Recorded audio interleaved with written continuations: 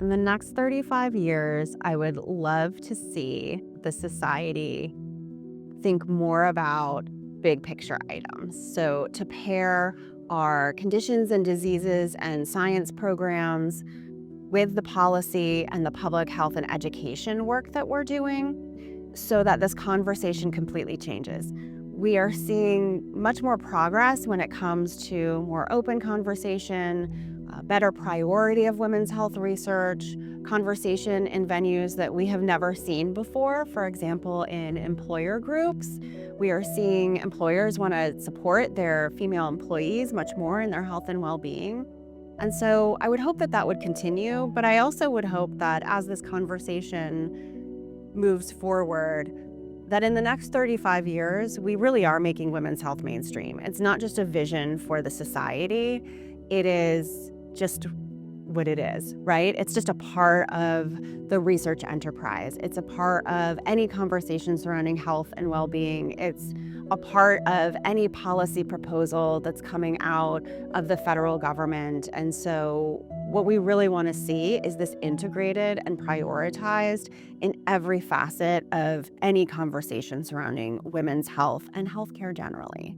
I think the other area that we'd love to see even more progress in women's health is really closing the gap in terms of access. The work that they're doing now to help individuals in the policymaker community understand what has to change in order for individuals to get a timely and accurate diagnosis. I'd love to continue seeing SWHR really leaning into that access and reimbursement space, because the science is so incredibly important, but people don't get access to the science without appropriate coverage. And really, I think SWHR has made such significant strides in moving the access landscape forward for women and their families.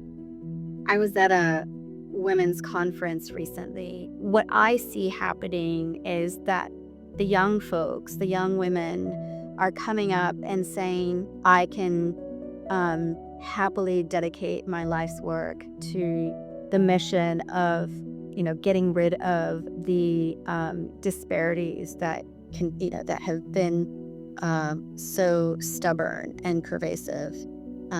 So what I hope to see is support for women who, wants to channel talents and energy to making sort of the lives of women healthier and improving their quality of life.